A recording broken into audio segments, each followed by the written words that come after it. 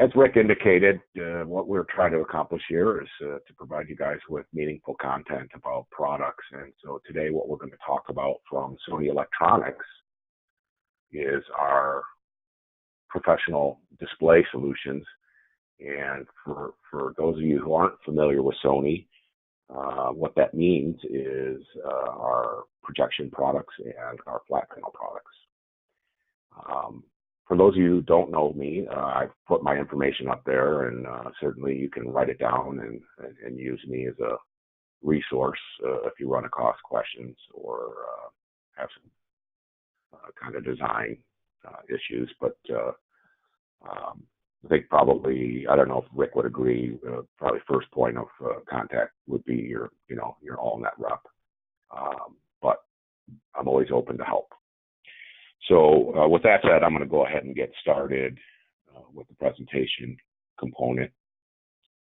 What we're going to start with here is a quick agenda so you guys can see what we're going to talk about.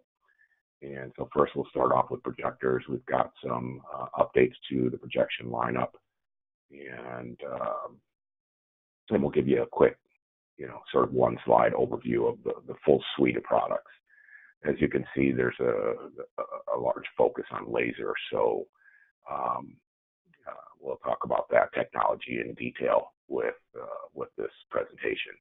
And then the next section that we'll go through will be our Pro BRAVIA products, and so that's our flat panel professional version, as opposed to the XPR version, which many of you are probably very familiar with. So hopefully what you'll take away from that is that there is an inherent difference between the two products, although, essentially they are both created by Sony, and so there's a lot of similarities, but hopefully you guys can take away some of the differences in the value of the Pro product over consumer. So let's get started with projection solutions. Just to give you guys an idea of our history, and I'm sure you're familiar if you've been using some of our consumer products, but with regard to our professional commercial projection products, one of the biggest trends in the industry in commercial projection is laser light source technology, which we brand as Z-Phosphor laser light source. We were the first to introduce that technology back in 2013, and earlier this year, we launched our fifth generation product. So we feel that's meaningful because of the fact that most manufacturers who are utilizing a laser light source engine are really in their second, maybe third generation. So we're not just repackaging product, we're actually making meaningful improvements in the technology and the way that it's used in the product. So just to give you an idea in terms of from that sort of intro in 2013, we have had over 20,000 units that have been shipped and installed in the field, and we've experienced less than 1% failure on those. So extremely, extremely reliable technology. I might even go so far as to say maybe it's more reliable than lamp. So just my thoughts on that. So you can just see some of the benchmarks there that we've introduced over the years. So one of the new introductions that we made earlier this year, and it's currently available, is we introduced two new high lumen laser projectors, our FHZ120L and our FHZ90L. And that's a 12,000 and 9,000 lumen laser projector. Those are currently available. Currently also there is through the end of March, there is a promo, a lens bundle promo that's active. So the L designation, if I just go back, the L designation that you see here on the end of this projector model is an indicator that the projector does not come with a lens, or it's a lensless projector. So that projector lens promo bundle that exists currently through the end of March is an important value for you guys to think about if you're looking at product in that realm of lumen requirement. It will give you the ability to bundle our VP, and this is not written down anywhere in my slides, so you might want to write this down or note it. The model number is the VPLLZ4111 lens. If you have had experience with our projectors in the past, that lens is probably going to be the most common lens, or what we would refer to as a sort of a standard lens, even though it's not included with projectors under normal configurations, but provides the range of throw that would be most applicable for most opportunities. So we feel like that's a lens that would be suitable for a large number of the projects that you guys might encounter. So hopefully that bundle can be of use to you. Where do we see these products being used? I don't think it's any big surprise to anybody in larger facilities, larger spaces, auditoriums, or a lecture hall of some sort.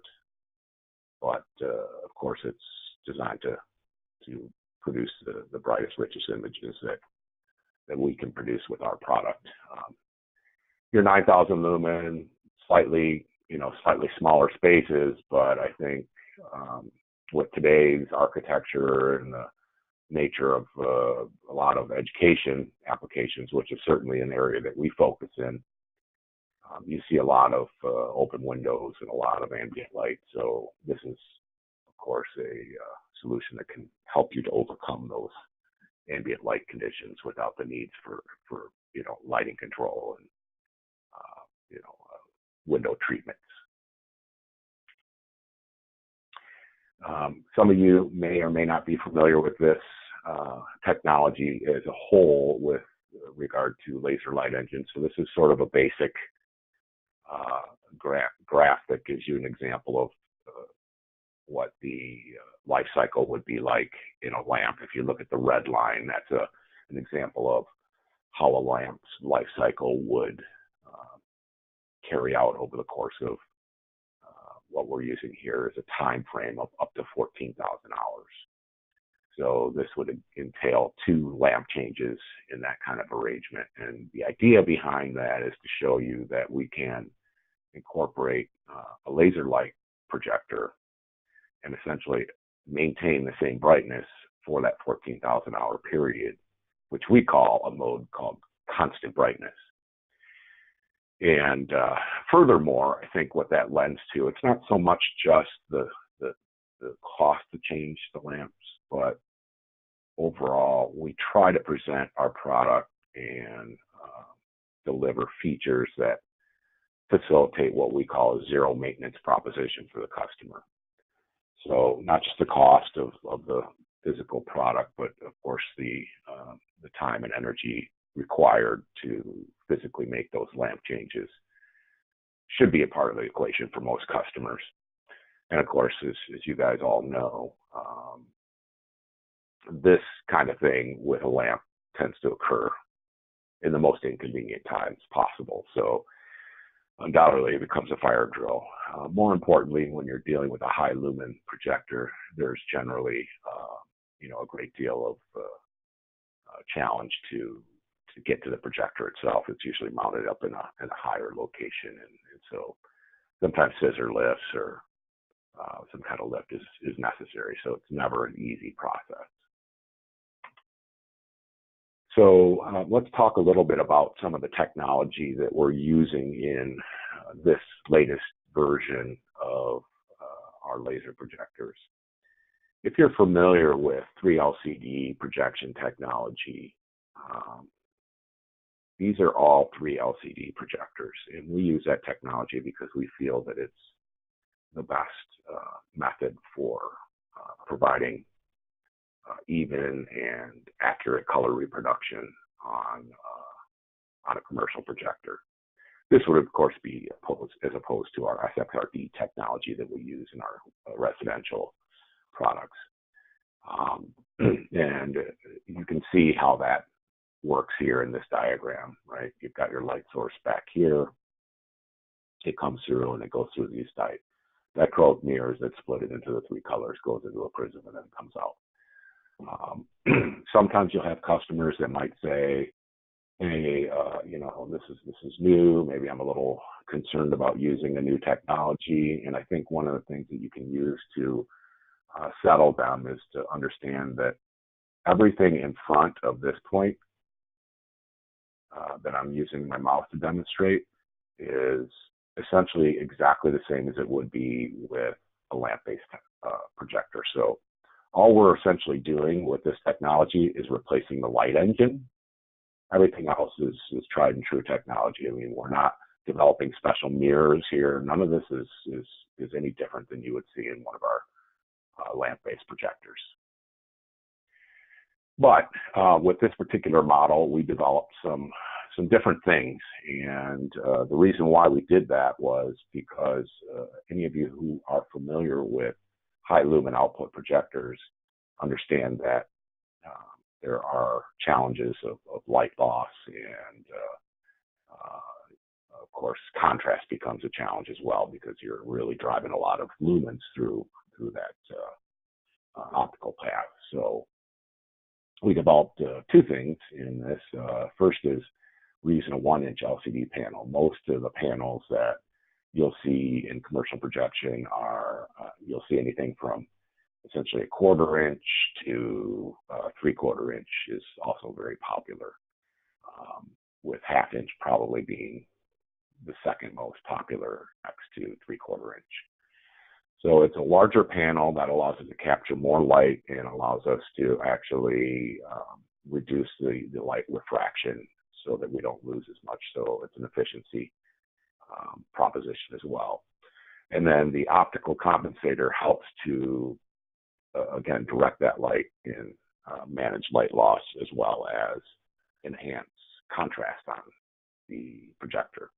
So as a result, with this new technology, we actually are able to do 100% of RGB color reproduction. So in the past versions, and this holds true for lamp and laser both, it was very close to RGB, 100% RGB, but there was some gaps there. But now with this, we're able to do 100% RGB. So that's a result of that optical compensator. So you can see the color space here, and look at the pretty little colors that we have on this slide. So let's talk about the technologies that are in our products. This should not be a foreign thing for a lot of you because of your experience in our consumer products. But as you can see in the projection side, we use SXRD technology across the board. Of course, 4K resolution is pretty much the standard, I think, in most residential applications. I'm not even sure. We might supply one 1080p projector now, but in the business projector field, of course, cost becomes a little more of a heavily weighted factor, and so we use 3 LCD technology there as opposed to SXRD. And the terminology we use for resolution is also maybe foreign to some of you. WUXGA is essentially the equivalent to slightly more resolution than what you would find in 1080p, and WXGA is sort of the next step down. So that's WXGA is 1200 by 800, I believe, and WUXGA is 1900 by 1200, I believe. The reason for those slight differences in resolution is aspect ratio. In most cases, all the residential, our standard support is for 16 by 9 aspect ratio, and the native panel size for our business projectors is 1610. So there's your difference, essentially. You can see Rec 2020 is, of course, the standard there for color space, and Rec 709 now is the standard for us. And keep in mind, I don't know, I would say maybe you might see one other manufacturer that can meet Rec 709. So a lot of those manufacturers are going to really struggle in color reproduction. So if you ever get in a situation where you're, trying to close a deal, a side-by-side comparison is really going to be the important part of that process for you. Okay, I talked earlier about zero maintenance proposition. So here's another example. We talk about color maintenance. Auto color calibration is something that was introduced on the residential side, and we have now adopted that. So if you're familiar with that process, we adopted that in the commercial product as well. And, of course, that gives you the ability to maintain the same image quality throughout the life of the projector.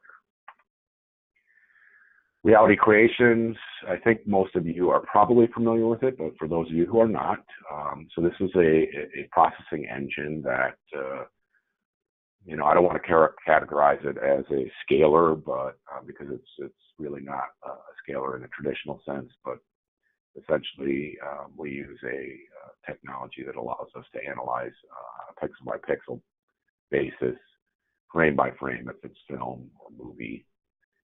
We compare that to a database, and essentially allows us to reproduce and sharpen the image with intelligence, as opposed to a lot of scaling engines are essentially just the nearest neighbor type of a deal. So this again is another feature. If you demonstrate it, it can be selected, right? So the user doesn't have to use it, but turning it on and off in a demonstration is usually a very overwhelming reaction you get from the customers, and they can't believe, wow, that's amazing how good that looks. And so undoubtedly most customers will use that as a de facto standard in their operation. Another thing that I mentioned earlier was auto color calibration. Basically what we do is it can be turned on and off, just like the reality creation engine. If it's on, it'll calibrate every 500 hours. So that calibration process is based off of settings that are stored from factory calibration, and it compares the light coming through the light path. I think it's the light balance and gamma settings, and recalibrates every 500 hours. Okay. So if you do a custom calibration on one of the projectors and it's got auto calibration, it's going to wipe your calibration and introduce the factory calibration. So there is no way to store your own calibration as that de facto standard. So just keep that in mind. Lens shift is a very important feature that we utilize on our projectors in the commercial space, because the size of the rooms is certainly much larger than what you would typically encounter in a residential application. So we have extremely wide lens shift capability. You can see in these new models, in the vertical lens shift is typically the most important. We could be up to 100% of the vertical lens shift. So meaning that your image could be completely above where you want it to be by 107%, and you'd be able to shift it all the way down to that location, or below and shift it all the way up, right? So extremely flexible, and even in the other series products, you'll see there's a pretty healthy lens shift available there as well.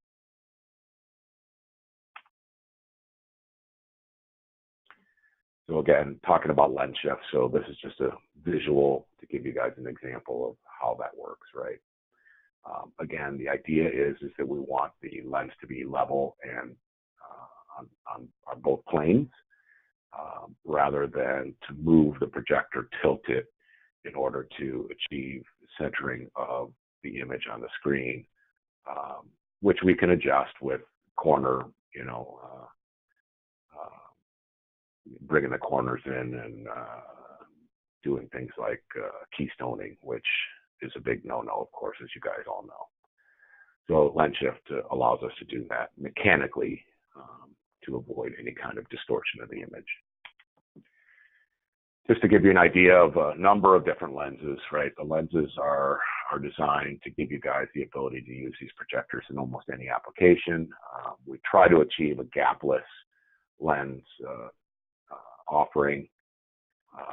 And so you'll see there 1.3 to 9.61 for the big guy, and 0.85 to 4.84 for the more traditional.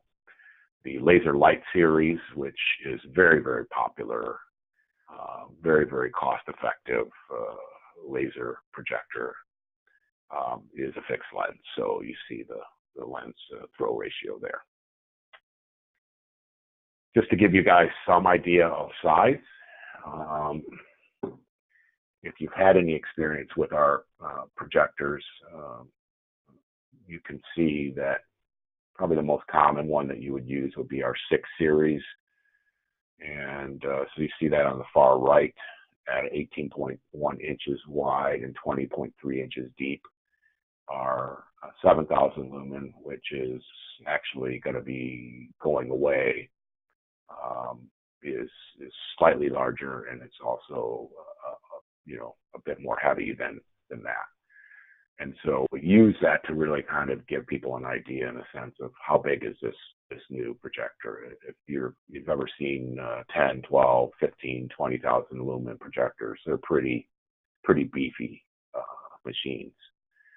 And so we're really proud of the fact that we've kept the size down on this projector. And the weight's there, 62 pounds. It's no joke, but the size is modest by comparison in the industry. Again, another thing that we incorporate for the zero maintenance proposition is a auto filter cleaning function. And so there's a little plunger inside of the projector that will tap on the filter to knock any small dust off of it. And so that is, again, a function that can be turned on or off. And in addition to that, if it's an auto function, it cleans the filter every 100 hours when the projector is not in use. Okay. Some of the changes that took place this summer, we did some incorporating of some new features. You see here the 3 primary features that were incorporated and created 3 new models. You see on the right-hand side our FHC 66, our FHC 61 and 58. The 3 features that they got updated, so a lot of people would refer to this as a refresh. They got the auto color calibration. And this one's big, this protocol emulation. And what protocol emulation does is give you the ability to replace an existing projector with a control solution attached to it. You can then tell it what the control system is that's being used and what the product was that it replaced. And it will then respond to commands like power on, power off, input change. And you don't have to do any programming. So we think that's kind of a cool function. And uniformity adjustment gives us the ability to zone out the image and do brightness uniformity adjustments across that image. So if you get hot spots and things like that in the screen or the projected surface that you're using, you have the ability to adjust for that on its own basis to provide some better image uniformity. So this is basically what our lineup looks like today. And so you can see, of course, we're focused on laser, right? So this is our laser lineup. There are both WUXGA and WXGA models of 66, 61, and the PHC-10 laser light. So there are more models in this, but this is just a quick overview to give you guys an idea of that product suite. Please note this model, the 7,000 lumen, is being discontinued at the end of March. So this is the way the entire lineup looks. So I mentioned before WUXGA versions, as well as WXGA. And so you can see those all here. Again, the discontinuation of 331. We have lamp-based counterparts here that exist as an alternative, lower cost alternative to the laser-based. Again, all the same features and functions, but using a lamp versus laser.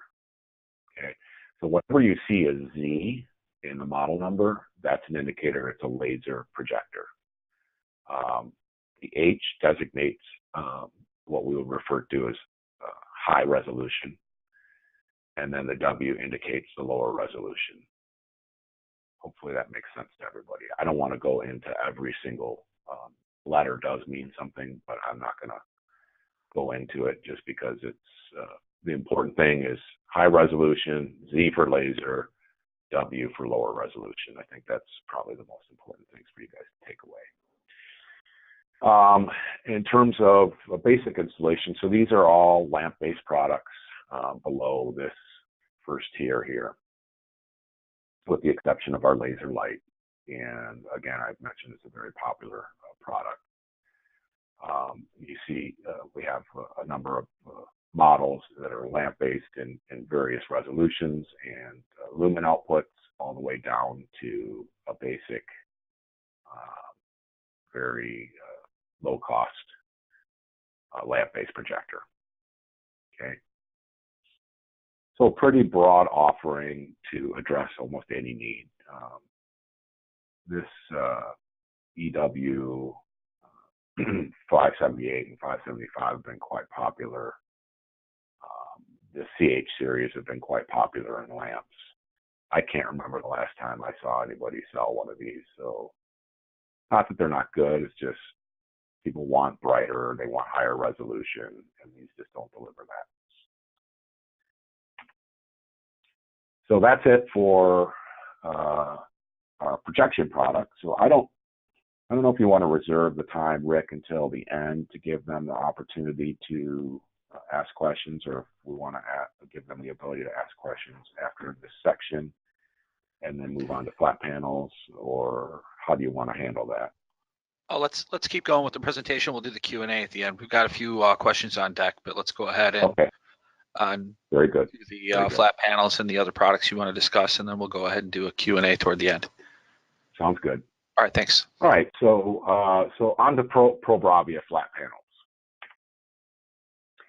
So the first question that we say is, of course, and a customer, why would you want to choose a Sony Pro BRAVIA? And so many of you having experience with our consumer products, we take the best of the consumer technologies in terms of the design and the picture and audio quality, and then we layer in what we feel are best-in-class professional technologies. So 24/7 operation, portrait and landscape modes, IP and 232 control that's built in, along with the Pro mode, which you're probably familiar with on the consumer side, and of course a very low failure rate of, I think, 0.2% failure rates at what we've experienced on these products. So in addition to that, we provide some additional services on the Pro side. We give you a 3-year advanced exchange, which really what it amounts to, if there's a problem in that 3-year warranty period, you're ending up getting a newer model comparable to whatever it was the customer had. As you guys know, those models change pretty frequently, and so customers 2 years in, they're going to get the latest model, but they're going to get a new TV at the end of the day, and I think that's the important takeaway for a customer. There are also some software tools that allows you to customize it. In other words, it's an open API, and you have the ability to create and develop tools that will allow you to customize it for your own application or your customer's application. Of course, we also have a group of signage products that we offer, and then with that open API, of course, you can develop customized signage opportunities. And so let's go ahead and move on to the next one. In terms of size offering, we offer essentially from 43-inch to 100-inch in our flat panels. and we also offer touchscreen overlays for 55, 65, and 75 inch. You know, it's, compared to other manufacturers, it's not the biggest offering, but we look at this as really our reintroduction of Sony Pro product over the last couple of years, since we really pulled manufacturing back in terms of our flat panels, after, you know, many years of losing money, and we've refocused, and now sort of we're at the infancy of the introduction of our Pro product group. So it's only going to grow from here. There's going to be more options, more panel variations, and things of that nature moving forward. So you'll start to see more information on that in the coming months and years. So let's talk about some of the value-add products that we deliver for this line of product that sort of differentiate it from our consumer products, because a lot of people will tend to say, you know, I can get the consumer product for less, and I'm okay with that. Warranty not being valid if it's used in a commercial application, but you're not going to get the ability to buy and implement these professional signage solutions into a consumer product. So we basically are all familiar with digital signage. I don't need to go through with you guys and tell you the types of applications, but really there's 3 different levels. There's a good, better, best offering. So we do offer a simple media player, and that simple media player allows you to take a USB drive with content on it and to just plug it into the panel. It'll start playing it. If it's a playlist or a schedule, it'll follow that schedule accordingly.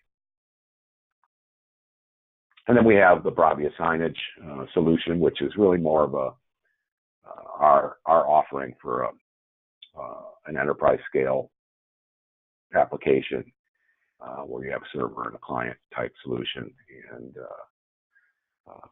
and then we have the cloud-based solution, which is really a true enterprise class digital signage solution that's cloud-based and gives you a lot more flexibility for layout and design, and of course supportive content is pretty good, which you can see here. Simple media player, very simple, straightforward. Obviously there's no box or anything. It'll support HTML5 content, and so you can take that, marry it with audio, and put schedules in there to design a pretty dynamic, very simple, low-cost solution for a customer. Again, this feature is existing on the panels. There's no cost to the customer. It's just a time to create the content and put it in put it on a thumb drive the way that they want it to be displayed. The Pro BRAVIA signage solution is a licensed solution and will support up to 600 displays. Essentially, you pay for a license for each display, as you know, if you're purchasing an application where you got a handful of public displays and they want to do signage on them, and they want to control them from a single location, then this is kind of the solution you're going to want to use. And so one of the big benefits of this solution is that we do not require the use of any kind of an external player. If you're familiar with the digital signage solutions, a lot of times they have a little player. That player is the smarts that allows you know, the digital signage solution to work. Because we use an Android OS system, we have the ability to do some different dynamic things, and one of those things is digital signage without a player box. So that's one of the big benefits of this system. This just gives you a little idea of what that console looks like on the server, and gives you the ability to create content.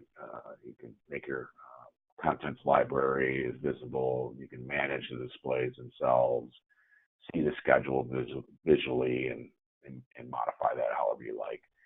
And then, on the display management side, it provides you with feedback, on the individual panels themselves, their power state, IP address, etc. So it's a nice UI that's clean and easy to understand.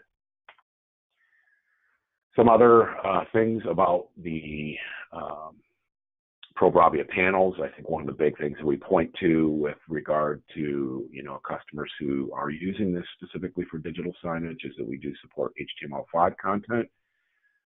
It's a very rich method of content delivery as opposed to just a simple JPEG. You can do motion and things like that in it, depending on how exotic they want to get. But when that's coupled with our panels, it really provides them with a nice dynamic solution for their content. And of course, as a result, depending on how elaborate they want this to be, it could be very simple, like we do with our simple USB media player, simple signage solution, or you can get into the BRAVIA signage package to allow them to have more of a server enterprise style control. So in either case, HTML5 content is a big part of one of the benefits that we supply with our panels. So let's just quickly take a look at some of the benefits between the two capabilities. I don't want to go through these one by one because we just, we don't have a lot of time, but just a couple of key things to point at. Obviously, with the simple media player, it's free. Okay, so that's probably the most important thing that most customers will hear, and it gives you some nice features, ability to do playback scheduled, and you can set the screen on the player in terms of the mode, I believe, that picture mode that it's using. Of course, it'll support 4K content, and you can also do scrolling text if it's created in the HTML5 content, right? BRAVIA signage just is really a centralized method of control. I think those are the two things. And then, of course, there is some content creation tools that are available as well, so that you can create zones within the signage offering to give a customer a nice dynamic solution for their signage application. So let's look at the best solution, or the true enterprise class solution. And this is a product that we've paired with. And so it's a company called iRevo. And this exists primarily because of the fact that we have an Android platform resident on our panels. So while iRevo is the first, I don't expect it to be the last. In other words, I think there are other manufacturers that we're working with that we can't necessarily talk about names yet, but in discussions with, where they will write applications to essentially make our products a player on their system. Okay, so iRevo is the first, and that's what we're offering and talking about here today. So if you think about it in terms of coupling the power of our Pro BRAVIA panels and the iRevo digital signage, really together, those two things deliver a true enterprise class solution. Obviously, we're about performance in the Android platform, and of course, the iRevo brings to the table its ability to provide creative designs, no external device, of course, and a very rich list of content types that can be incorporated into the solution. So just to give you a quick idea, the signage solution provides, there's a PC version, and then there's you can access, we call the IDS portal.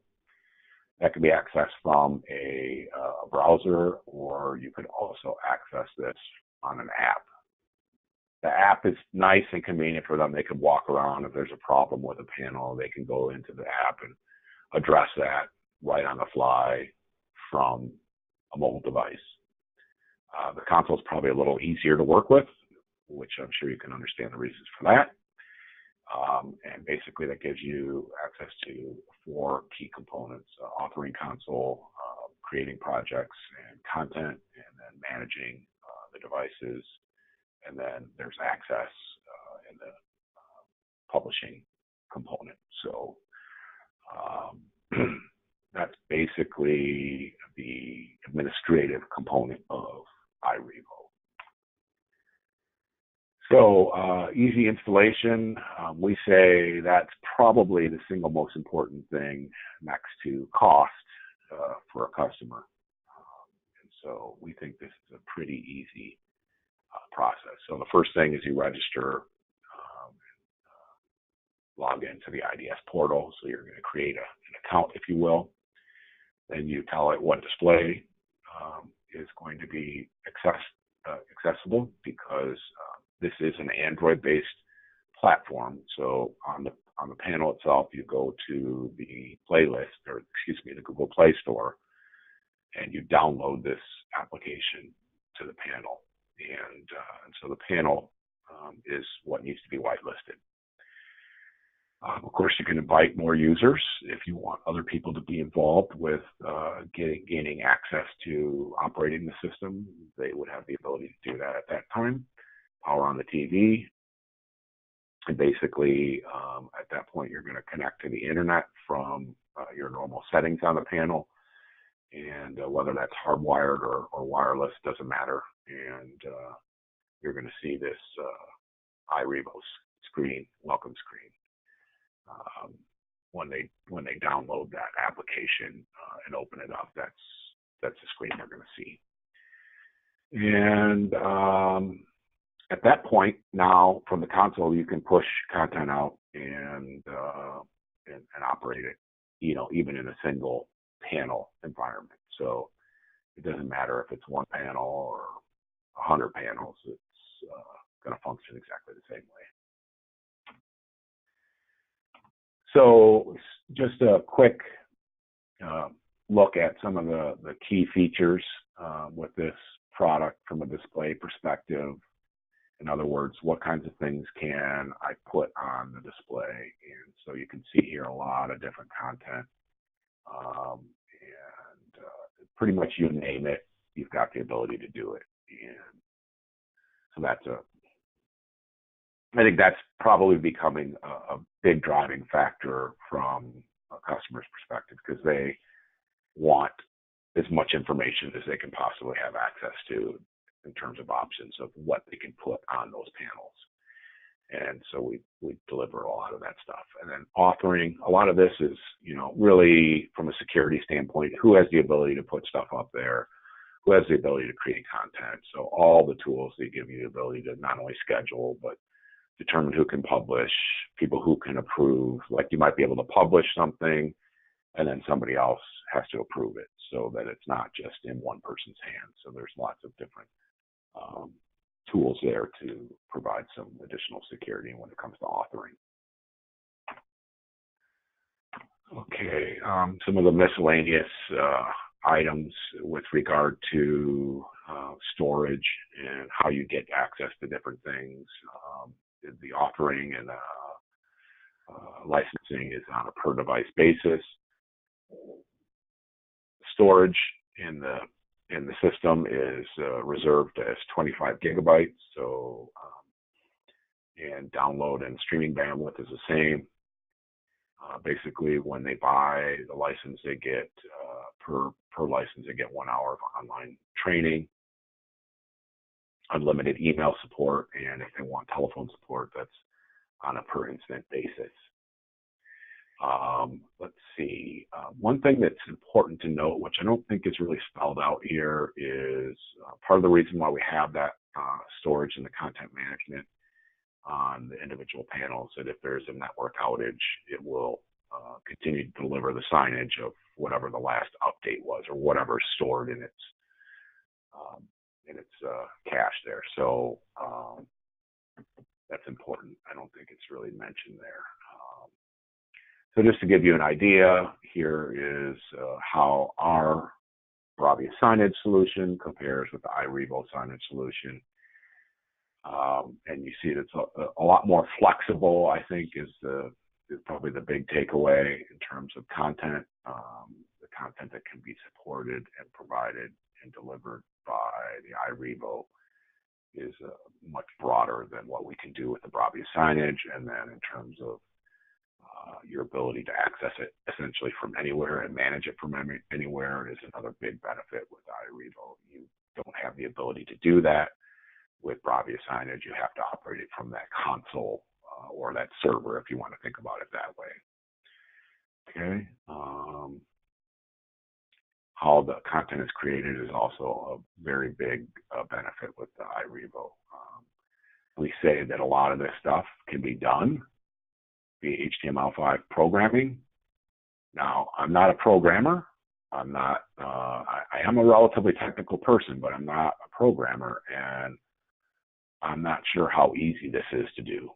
If you're very versed in HTML5, maybe the customer doesn't even have somebody who knows how to do HTML5. These are all the challenges that come into play when thinking about taking advantage of the true capabilities of the solution with BRAVIA signage. So this is a critical part of being successful with a digital signage application. Whereas all of this goes away with the iRevo. A lot of it's point and click. You just select it. You know, draw in the space freehand, or you can have templates that are used how you want the content to be laid out. So it's a very, very easy, a much easier solution anyway than the BRAVIA signage. These are some list prices, so it's important to note. You can contact your AllNet rep, and they can give you some basic prices. But as I mentioned, the standalone simple media player is free. The BRAVIA is, and these are per panel costs to give you guys an idea. The BRAVIA signage, this is our enterprise version or our network version of digital signage, is $299 per panel. And then the 1 year and 5 year options for our cloud-based iRevo solution is $430 and $1,530. So again, list prices, please contact your AllNet rep for specific prices. And that's it for my quick and hopefully useful overview of Sony's solutions, our display solutions. And I guess if we have any questions at this point, we can address those now. All right, can you hear me? I can. Okay, perfect. All right, well, I guess we'll go backward since we just covered signage. One of the questions that just came up, you just addressed it. The pricing per panel. Okay, so the next question that came up is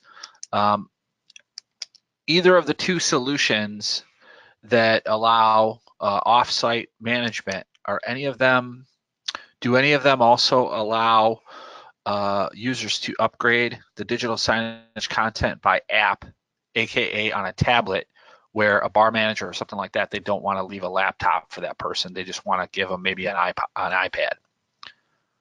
Yeah, that's a great question. So with regard to those two options, BRAVIA signage does not.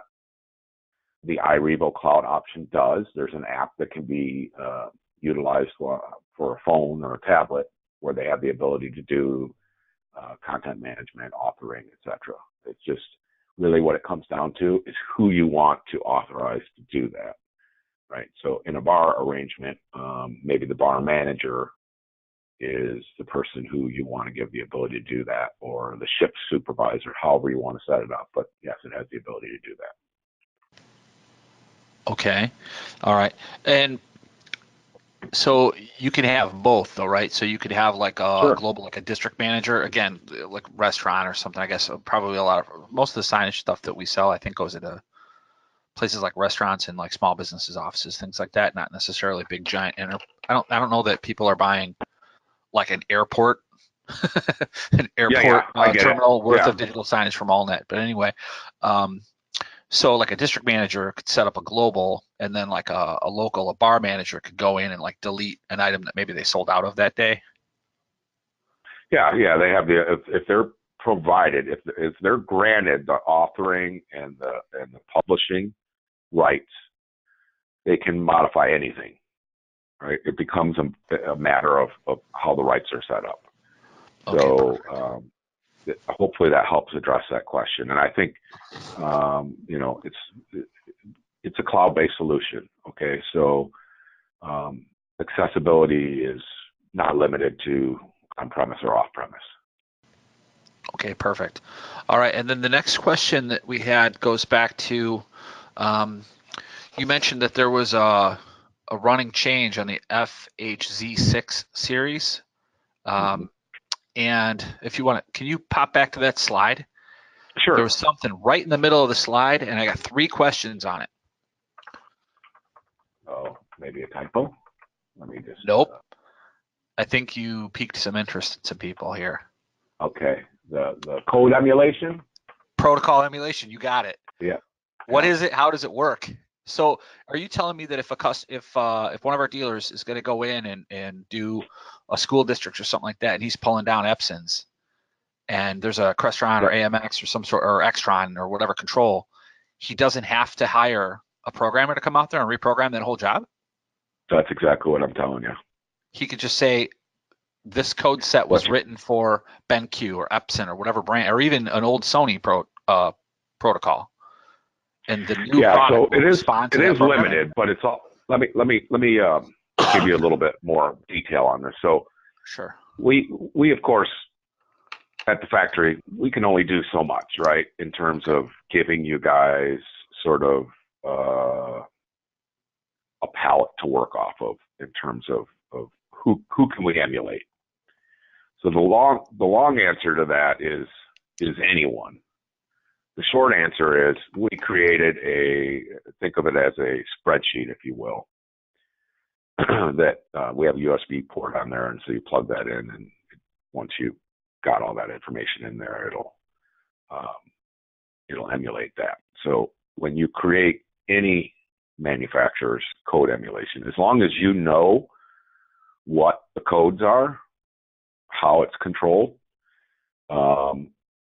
you can emulate anyone. So that spreadsheet, or that table, if you will, can be expanded to incorporate more than what we do from the factory, which is power on, standby, and input selection. I think those are the 3 primary commands that we offer. Maybe picture mode. I'm not 100% sure there. I'd have to look. However, we also at the factory give you the primary brands, right? So it's Panasonic, NEC, Epson, who else? Why am I drawing a blank? I know that Hitachi, I think, is one. Is there a white paper or some sort of resource on this? I'll get you a document, Rick, that you can distribute to your people, okay? And that'll give you a little more flesh on it. But basically, once you've incorporated that and you go into the menu, you tell it what the control system is, what the manufacturer control system is. Now it's going to respond to those commands based on, the basic ones that I mentioned there from the control system, so you don't have to reprogram it. Okay. What you have to do is you have to take those extra steps on the projector when you're setting the projector up, but no programming is required. And over which protocols? Over serial or IP or infrared, or is that? I believe it's probably serial and IP both, but I don't know that for a fact. I'd have to look at the paper. Okay. Well, this is pretty interesting. Okay, so that it is a big feature. We're really happy to deliver that. So I didn't mean to not make a big deal out of it, but it is a big deal. Well, I think you caught some people, but you caught some attention here. So the next question that comes up as a follow-up here, this says running changes. Is this firmware updatable to product that's already in the field?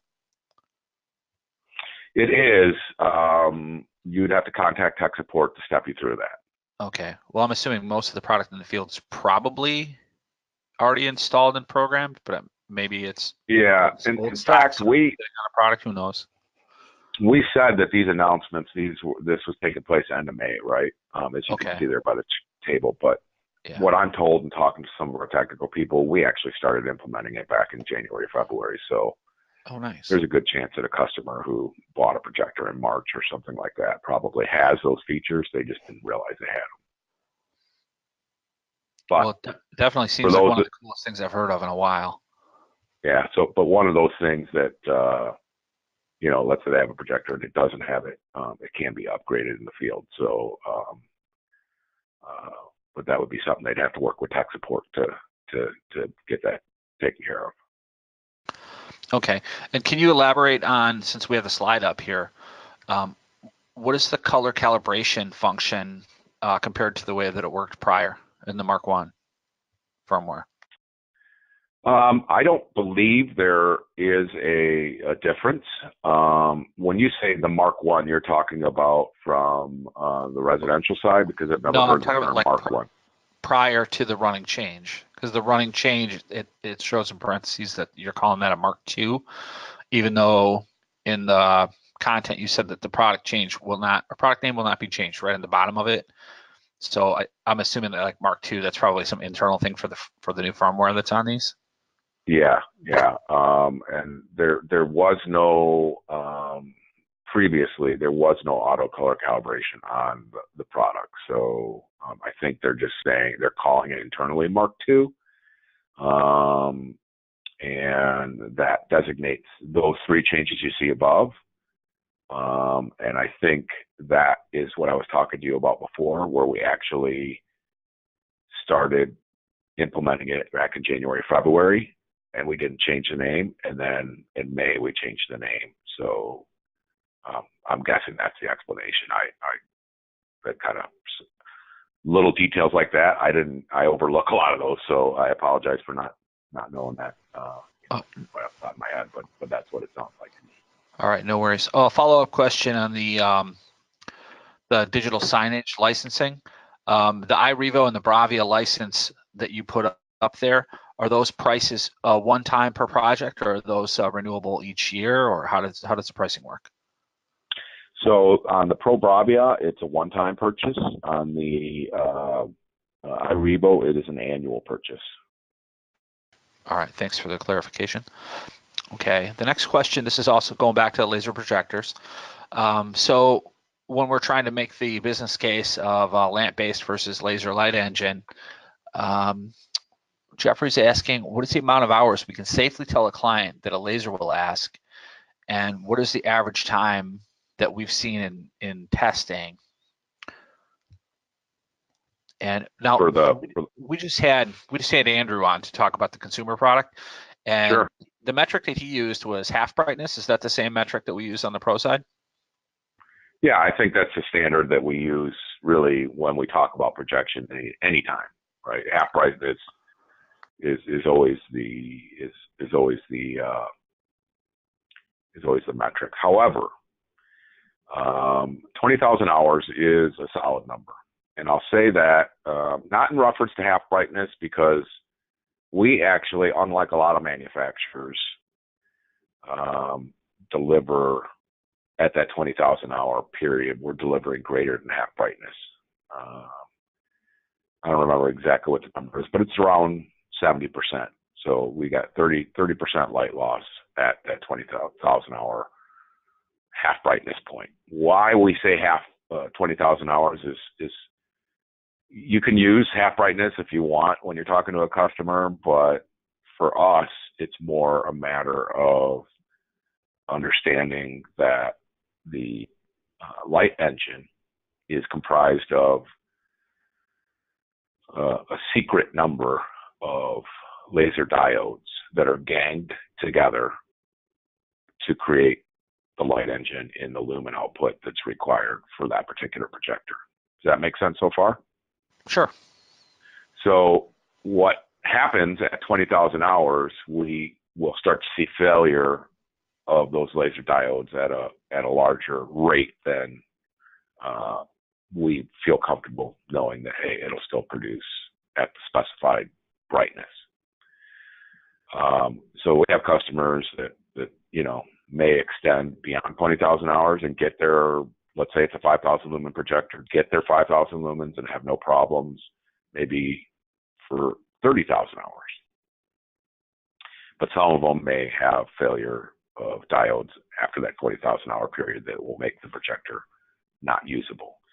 So I don't want to think about it in terms of half brightness, even though that's an easy thing for customers to understand. For us, it's more a matter of the physical reliability of the light diodes or the laser diodes that determines that demarc point of 20,000 hours. Okay. And then really kind of a deep dive question on laser light engine, if you'd wish to address this one. So the diodes that you discussed, and there's always a bank of them, and it's depending upon the brightness, it's a higher or lower number of diodes, right, but it's hitting a phosphor wheel, right? And then the phosphor wheel glows at a certain color temperature. So no matter how many diodes, like if you have let's randomly say it's 8 diodes, and let's say you have 2 failures over the course of a few years, that never changes the color temperature, correct? The color temperature is always spot on. It's just a matter of the light output that you lose when you have a diode failure. The diode, the amount of diodes is accounted for. There's some redundancy in there, so they never tell us exactly what the number is. They just say there's redundancy there.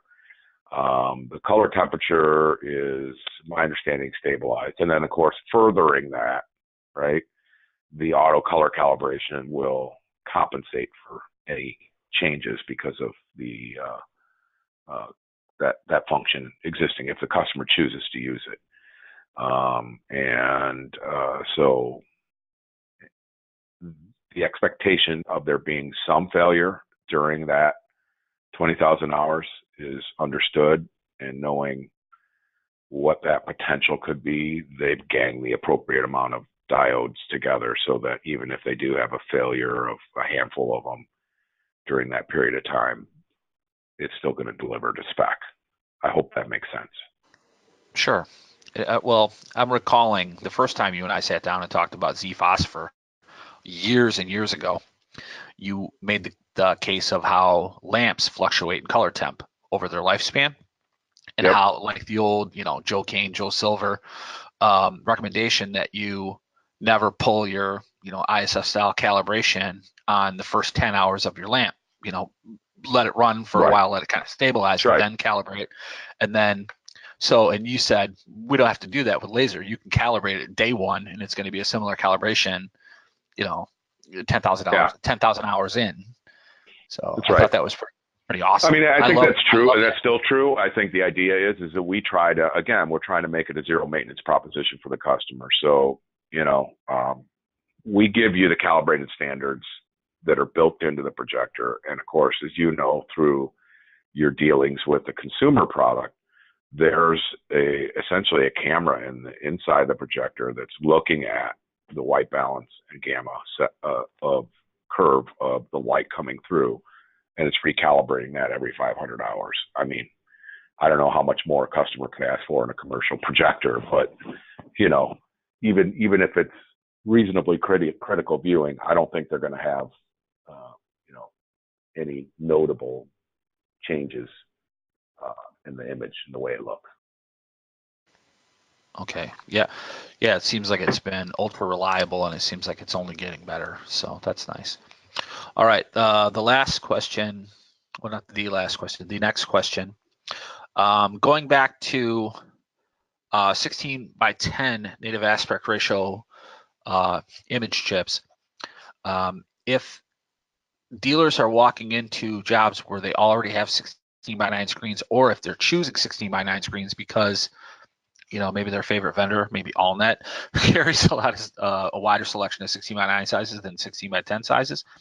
How do we set up blanking and masking to use a 16 by 10 panel on a 16 by 9 image surface? Well, that's a good question. And it's not foreign to us because, let's face it, a lot of people are using, let's say for their source content, they want to watch TV right? In a public space, they want to have a TV up there, or maybe they're using content from a some kind of a player or something like that. And so that's not a problem. Basically, what you do is you go in and you select aspect ratio on the panel on the projector, and once you select that, it's going to give you the settings for 16:9, and then you can bring up your test patterns. Your test patterns also have designations for 16:10, 16:9, 4:3, just like you probably have seen variations of that in your consumer products. We just have, 3 different aspects that we're looking at. And so you can set up your screen position using that test pattern to make sure that you're filling it, and then put your source onto the projector and do your final adjustments at that point once you have your source connected. That make sense? Absolutely. Okay. So we have another question about the auto color calibration, and this seems like a question of just out of curiosity. I feel the same way. What does the customer see, or what is shown on the screen during the color calibration? Is it just a bunch of like SMPTE patterns and things like that, or is it all? No, I don't believe so. I think I don't believe so. I've never actually watched the process, to be honest with you. That's a really good question. I don't know what the customer sees. I'm sure there's an indicator that says auto color calibration being performed, but I don't know. I don't know what actually shows on that screen. I do know this, that if you wanted to, you could actually defeat the auto color calibration. In other words, turn it off and then initiate it manually with an IP command, if you like. So if the customer wanted to do, let's say, a regular part of a preventative maintenance schedule calibration, and it's all done at the same time, you could do that. Very nice. Okay. Well, and I guess no one's going to hold your feet to the fire for not seeing it, considering that the slide that's still on the screen says it doesn't exist until May. Well, that's actually May of last year, of 2018, so it does exist. Oh, well, we won't mention that. Okay. And then I wrote down a note here, filter cleaning robot. I don't know why, Ben, but I always thought when I saw the filter cleaning robot that it was like a car wash where there was a big spinning brush. And when I never knew that it was just a little servo that taps the filter. Yeah. That's so much more reliable. Look how good. Simple. Yeah.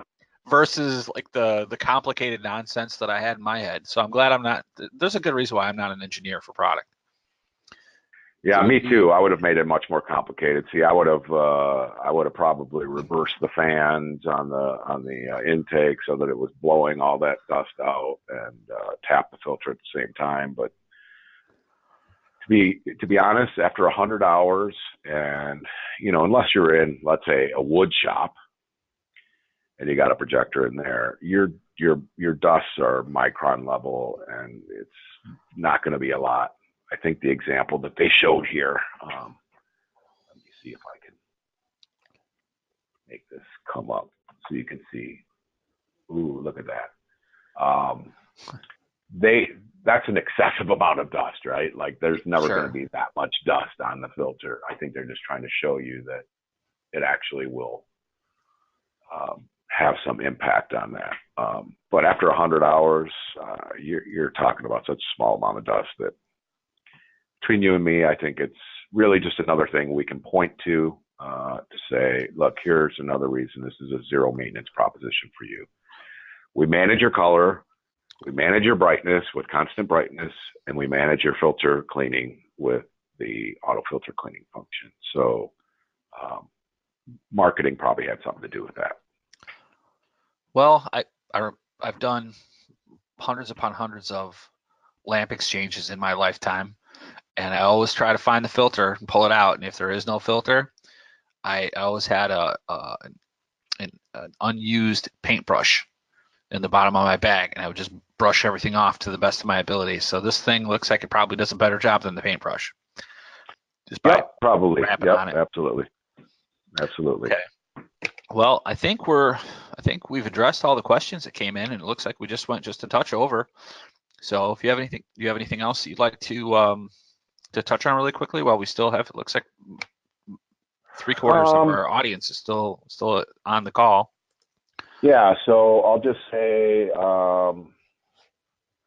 there is more to come on our Pro panels. We're not allowed to speak about it at this point. So you're going to start seeing us gearing up on that. And we are also introducing a new replacement on the projector that is being discontinued. So you're going to see 2 new models that are in that same chassis as the 6 series. See if I can find that comparison. So it'll be in this chassis on the right, and there's going to be a 6500 lumen and a 5500 lumen projector that will be released. I believe it'll probably end up being like sometime June, July, in that time range. Maybe even August. We're notorious for missing the education buying season with our new projector releases, so it wouldn't surprise me if it was August. So 6,500 lumens and 5,500 lumens. So we'll have a 4,100 lumens, 5,000 lumens, 5,100 lumens, 5,500 lumens, 6,100 lumens, 6,500 lumens, 9,000, 12,000. Those will be our laser offerings. Don't know pricing on it yet, but that'll be, I'm sure, forthcoming soon. I think those are the only 2 things that I would like to mention. Okay, cool. All right, and then is there a resource that you'd like to share for if anyone wants to find the dimensions, the weights, the throw ratios, the lens options, and all that kind of thing if they're doing some system design work? Yeah, it's not going to be in one spot, I can tell you that. Okay. Why don't we do this, Rick? Why don't I work with you to get you some specific addresses that you can use for those purposes. If a customer has dealer source access, which they can sign up for, it'll also provide them with CAD information as well. Oh, nice. Okay. All right. Yeah, let's follow up, and I can send out a follow-up email with some of the information on the protocol emulation that I already have noted on our follow-up, and then also how to sign up for dealer source, and then where, if there are open like end user facing pages that they can use as a reference. But I think dealer source is pretty simple to get into, and I've done a lot of the modules at dealer source myself. There's a lot of education content on there as well. Yeah, it's very it was designed originally for education, and we've incorporated some information on there as well. So I always find that to be a really useful resource for customers. But okay. I'll work with you to get you some specific IP addresses that we can use for quick reference rather than have them trying to search around through the website, because it's not exactly the easiest thing in the world to do. Okay, very cool. Well, Ben, I want to thank you for your time today. Everyone, I want to thank you for taking the time to join us today. I know it's a little bit icy, so everyone be careful if you have to go out in the field to get some work done today. I'm in here in Michigan, and we just got this ice storm that hit all of you guys over the last couple of days, for those of you who are farther west in Illinois, Wisconsin, and beyond. So be safe out there. All right, everyone, we're going to go ahead and end the call right now. I will send a follow-up message to each of you so that you can share some of these resources with some of your staff members who may not have been able to get on the call today. So thank you again to Ben, and thank you all for taking the time to join us today. Thanks for having me, Rick. Oh, you're very welcome.